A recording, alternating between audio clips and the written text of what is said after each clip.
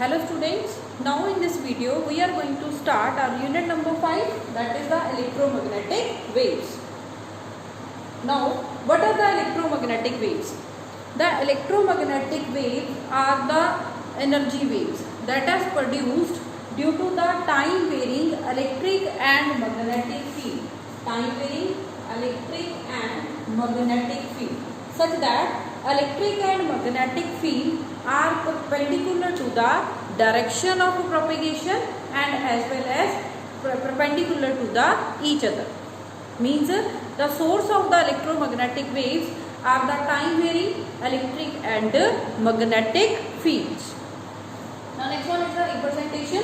This is the representation of electromagnetic waves. We have represented the electric vector and the magnetic vector. These are main sources of the electromagnetic wave. Let us suppose electromagnetic wave is propagating along the x-axis. The electric vector is acting along the y-axis and magnetic vector is acting along the z-axis. So the electric vector and magnetic vector both are perpendicular to the direction of propagation of waves. Now let's come to the transverse nature of electromagnetic waves. Now we are going to show that the electromagnetic waves are transverse in nature. For that, let us suppose electromagnetic wave is propagating along the x-axis. We are going to explain or we are going to prove this by the contradictory method. Now let us suppose the wave is traveling along the x-axis and the electric and magnetic field both are also acting along the axis of direction of propagation. So the electric field, firstly I am going to do work on the electric field. Similarly we will prove with the magnetic field. Now let us suppose the electric field is acting along the x-axis and the electromagnetic wave is also propagating along the x-axis. For this, let us suppose this is the parallelopiped and along the axis the electromagnetic wave is propagating, means along the y-axis and z-axis there is the no electric field. Now I am going to apply the Gauss theorem for this closed surface.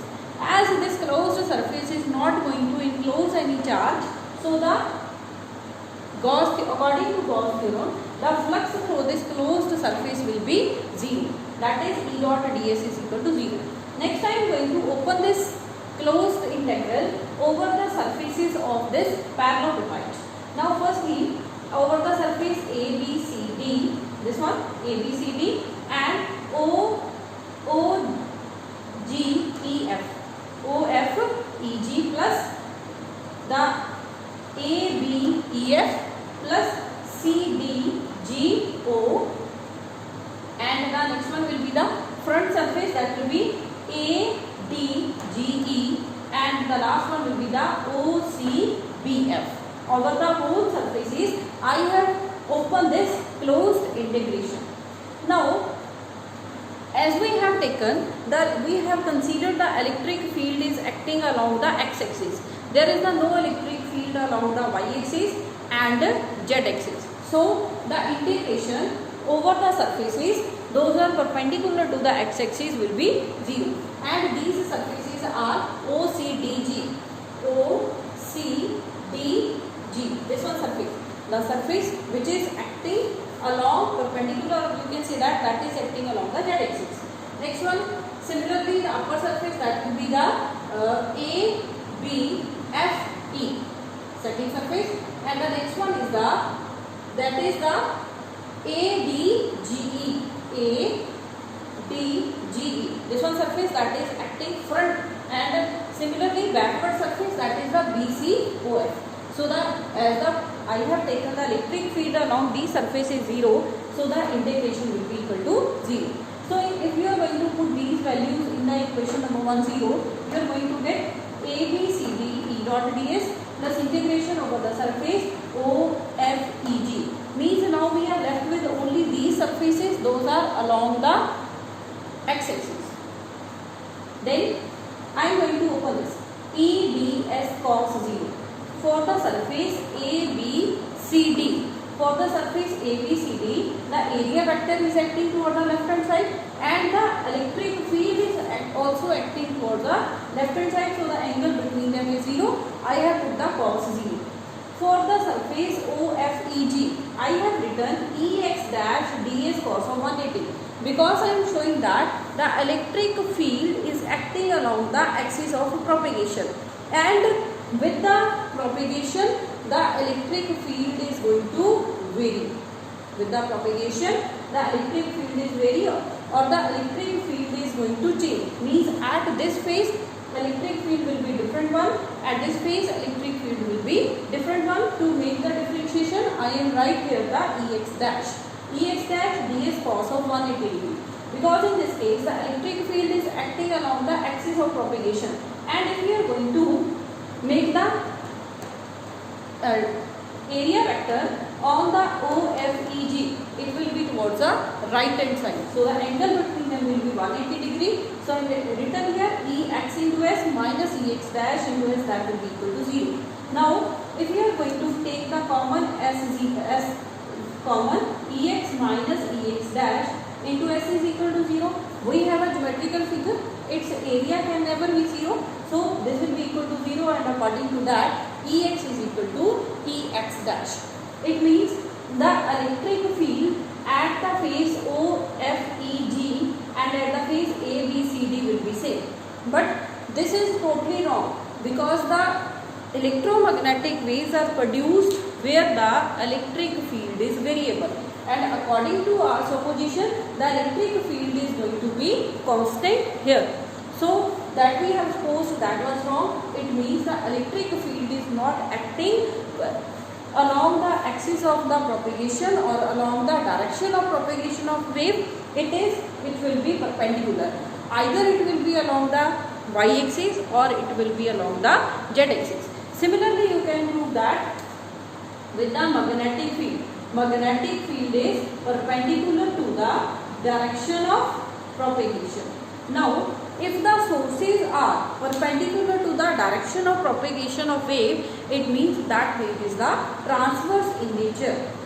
The transverse wave is that wave in which the medium of the particle are vibrating or oscillating perpendicular to the direction of propagation, as you have studied in class 9 in the chapter that is the sound chapter. But in that case the source was the vibrations of the particles. Now here the sources are the electric and magnetic field. Electric and magnetic fields are perpendicular to the direction of propagation, so that's why these are perpendicular to the direction of propagation, so that's why electromagnetic waves are transverse in nature. Now next come to the types of the electromagnetic waves. You have studied about the spectrum many times. I am going to discuss that. Now types. First one is the radio wave. The wavelength is greater than 0.1 meter, and these waves are used in the radio and television communication. Next one is the microwaves. Microwaves have the lambda wavelength range, that is the 0.1 meter to 1 millimeter, and microwaves are used in the oven and radar system.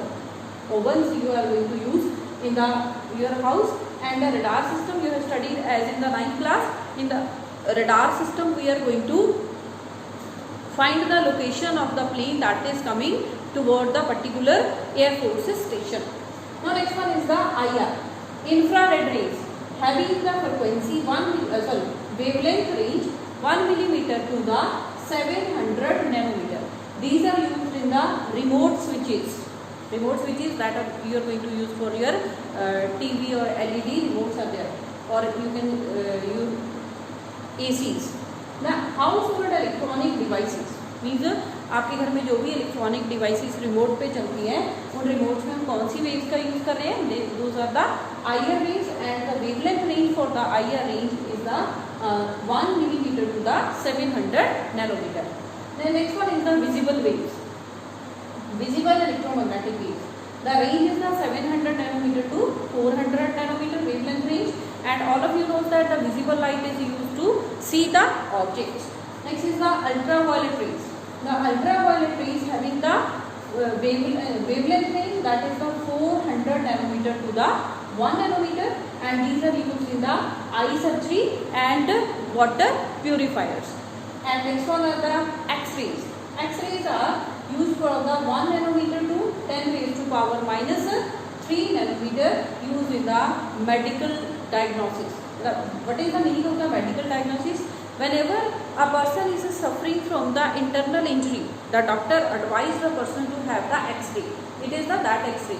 These X-rays are made to move inside the body organs, and from that they are going to reflect back. After the reflection, the image is produced by the reflected X-rays, and then the image of the body organ of the person who is suffering from the injury is compared with the actual body organ, image of the body organ, and where is the defect the doctor is able to find.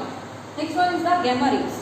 In case of the gamma rays, the wavelength range is the less than 10 raised to power minus 3 nanometer, and these are again used in the medical surgeries, especially for the destruction of the cancer cells. So this is all about the unit number 5, that is the electromagnetic waves. This is very easy unit. In the exam, either you are going to face this question, prove that the electromagnetic waves are transverse in nature, or in 1 mark there can be they can ask about the how can you are going to represent the electromagnetic wave, or in the 2 marks you are going to face the question from this table. They will mention the wavelength range or the frequency range that you can calculate from here, frequency range, and they will ask the name of the wave.